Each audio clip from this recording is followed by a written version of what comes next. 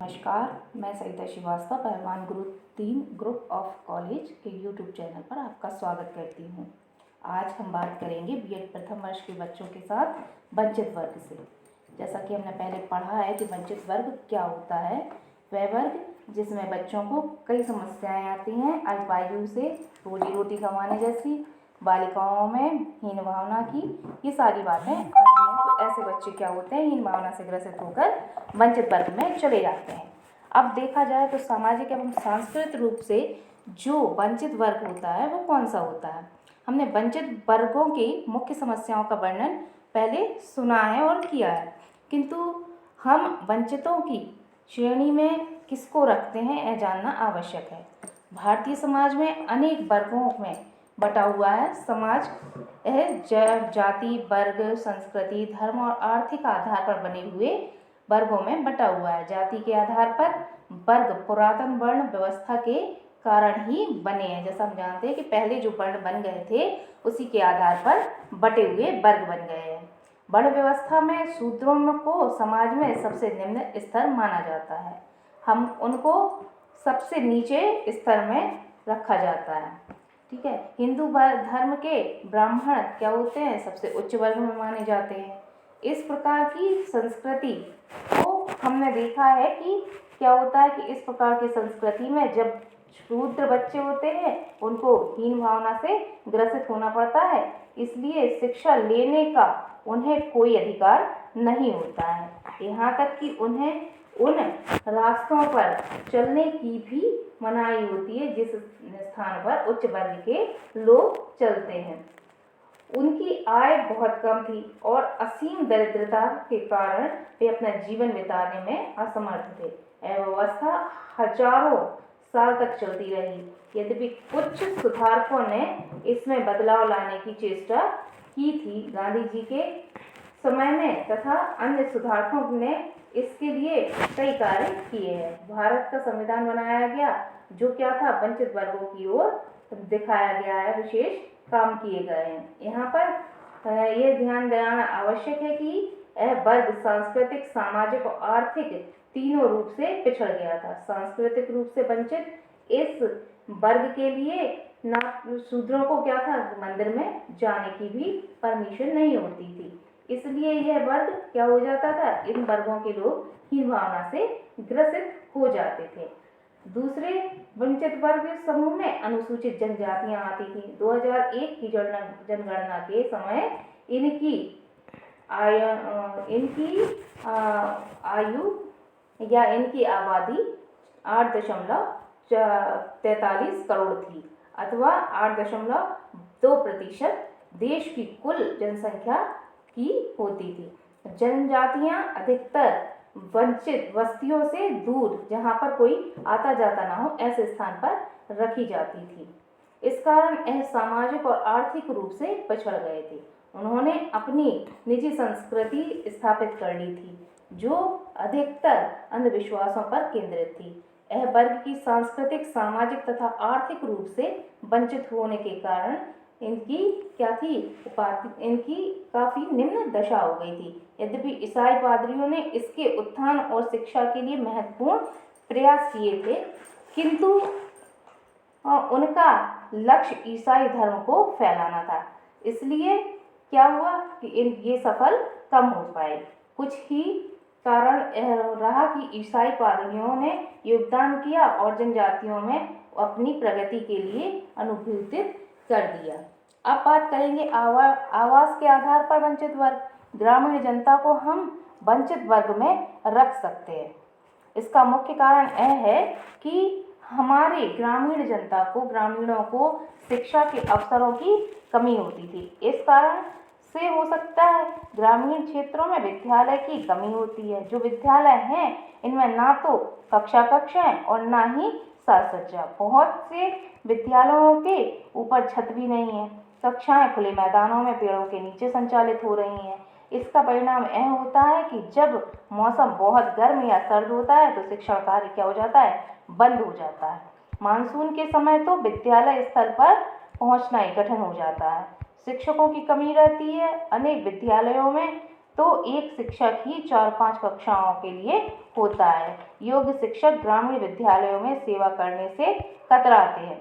माध्यमिक विद्यालय या कॉलेज बहुत ही कम संख्या में ग्रामीण क्षेत्रों में होते हैं। सामाजिक रूप से दरिद्रता भी एक कारण है कि ग्रामीण क्षेत्र के बालक खेत पर काम करते हैं और उन्हें विद्यालय आना पसंद नहीं होता है। अंधविश्वास और सामाजिक कुरीतियां बालिकाओं की शिक्षा में बड़ी रुकावट का कारण होती है। दूर दराज के क्षेत्रों में विद्यालयों की कमी के कारण वहां के नागरिक शिक्षा से वंचित रह जाते हैं और उनका पिछड़ापन और बढ़ जाता है।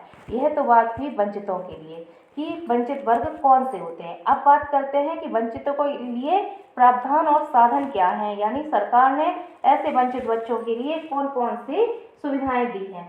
वंचित और उपेक्षित समाज का अंश जनसंख्या का अभाव है, जिसे हम अपनी योग्यताओं का पूर्ण रूप से उपयोग करने के अवसर नहीं मिलते और इसलिए एक अच्छे जीवन का आनंद नहीं ले पाते। उन्हें शक्तिशाली बनाने के लिए शिक्षा प्रदान करनी चाहिए और उनको स्वास्थ्य सेवाएं उपलब्ध करानी चाहिए ताकि उनकी क्या हो जाए, आर्थिक दशा में सुधार लाया जाए। इस ओर सबसे अधिक महत्वपूर्ण समस्या जो एक चुनौती भी है, बाल मजदूरी की है। सरकार ने अनेक सक्रिय प्रावधान और इस समस्या से निपटने के लिए कई हल प्रस्तुत किए। हमारे संविधान में भी ऐसे प्रावधान हैं जिनका उद्देश्य बालकों को संरक्षण देने का है, जैसे शिक्षा का अधिकार। राज्य सरकार निःशुल्क अनिवार्य शिक्षा सब बालकों को 6 से 14 वर्ष तक देती है। उस प्रकार प्रदान करेगी जो क्या होते हैं, राज्य कानून का अनुसरण करते हों। बालकों को फैक्ट्री इत्यादि में नौकरी देने पर प्रतिबंध। किसी भी बालक को जो कि 14 वर्ष से कम आयु का है, उसे किसी फैक्ट्री या खदान में नौकरी नहीं दी जाएगी अथवा कोई ऐसा कार्य करने के लिए नियुक्त नहीं किया जाएगा जिसमें जोखिम होगा। इस संवैधानिक धाराओं के कार्यान्वित करने के लिए सरकार ने अनेक कानूनी प्रावधान बनाए हैं और प्रावधान किए भी हैं। उदाहरण के लिए क्या कह सकते हैं कि नेशनल चाइल्ड लेबर प्रोटेक्शन केंद्रीय सेक्टर की स्कीम, जिसका उद्देश्य उन बालकों को जो माने हुए खतरनाक वंचितों की शिक्षा के संबंध में जो प्राथमिक शिक्षा की सार्वभौमिकता के प्रयास महत्वपूर्ण किए गए हैं। सार्वजनिक प्राथमिक शिक्षा के प्रयासों में स्थानीय संगठनों का योगदान भी आवश्यक है तथा इसके प्रबंधन की चुनौतियों को भी सावधानीपूर्वक बनाना चाहिए। सरकार ने पूर्ण सहायता के लिए साक्षरता अभियान जैसी चीज़ें बनाई है। एक राष्ट्रीय कार्यक्रम की योजना इसको जनता तक पहुंचाने की और उनके समर्थन के लिए बनाई गई है। इस कार्यक्रम के लिए क्या क्या करना पड़ता है कि शिक्षक तथा वह सब जो बालकों की शिक्षा से संबंधित हैं उनके लिए कार्य करना, विद्यार्थी तथा उनके अभिभावक मुख्य रूप से निरक्षर माता पिता के लिए कार्य करना और समुदाय के मत बनाने का वाले नेता के लिए भी बनाया गया है। कस्तूरबा गांधी योजना का कार्यक्रम भी अपनाया गया है। इस योजना में सब ऐसे जिलों में जहां स्त्री शिक्षा का विशेष रूप से कम योगदान है, ऐसे आवासीय विद्यालय स्थापित किए जा रहे हैं जहां लड़कियों को शिक्षित किया जा सके। केंद्रीय सरकार ने यह भी निर्णय लिया है कि इन लड़कियों को जो उन परिवारों से आती हैं जो गरीबी रेखा के नीचे छात्रवृत्ति तथा आर्थिक सहायता दी जाए, ऐसे बच्चों के लिए कार्य करना। अब हम बात करते हैं सर्व शिक्षा अभियान की। आखिर सर्व शिक्षा अभियान क्या है, इसका उद्देश्य क्या है? इसका उद्देश्य है कि लाभकारी एवं गुणकारी प्राथमिक शिक्षा 6 से 14 वर्ष की आयु के बालकों के वर्ग को दी जाए। इस कार्यक्रम की मुख्य विशेषताएं क्या हैं? इस कार्यक्रम की मुख्य विशेषताएं यह हैं कि लड़कियों की शिक्षा पर ध्यान केंद्रित करना, विशेषकर अनुसूचित जातियों और अल्पसंख्यकों की बालिकाओं पर। जो बालिकाएं विद्यालय छोड़ गई हैं उन्हें वापस स्कूल भेजना या लाना, लड़कियों को निःशुल्क पाठ्य पुस्तकें देना, लड़कियों के लिए विशेष कोचिंग एवं उपचारात्मक कक्षाओं का आयोजन करना और सीखने के लिए सहज वातावरण बनाना। शिक्षकों के लिए संवेदनशील कार्यक्रमों का आयोजन करना ताकि शिक्षा के समान अवसर को उन्हें प्रोत्साहित करने को बन सके। नवीन योजनाओं द्वारा बालिकाओं के लिए विशेष ध्यान देना। 50% स्त्री शिक्षकों को नियुक्त करना। ये तो बात कर रहे थे हम सर्व शिक्षा अभियान की। अब बात करते हैं जिला प्राथमिक शिक्षा कार्यक्रम क्या है। स्कीम का बाल वंचित समूह पर है। बालिकाओं, अनुसूचित जातियों, विकलांग एवं शहरी दरिद्रों इत्यादि पर विशेष ध्यान दिया जाता है। इसका विस्तार से वर्णन हम इस प्रकार करते हैं कि जनशाला क्या है। इसका उद्देश्य सार्वभौमिक प्राथमिक शिक्षा की प्रयासों में सहायता द्वारा प्राथमिक शिक्षा को अनुसूचित जातियों, अल्पसंख्यकों के बालकों, रोजगार में लगे बालकों तथा विशिष्ट आवश्यकता वाले बालकों को प्राथमिक शिक्षा प्रदान करना है। जनशाला समुदाय का सक्रिय सहयोग प्राथमिक शिक्षा के कार्यक्रमों में तथा शिक्षकों के प्रशिक्षण में लेने पर बल देता है। जनशाला कार्यक्रम 130 ब्लॉकों में 9 राज्यों में चल रहा है। कर्नाटक, आंध्र प्रदेश, छत्तीसगढ़, मध्य प्रदेश, झारखंड, उड़ीसा, महाराष्ट्र, राजस्थान, उत्तर प्रदेश। यह कार्यक्रम इन शहरों में भी कार्यान्वित किया गया है। हैदराबाद, भुवनेश्वर और कटक, जयपुर, लखनऊ, अजमेर, भरतपुर और जोधपुर आदि। धन्यवाद।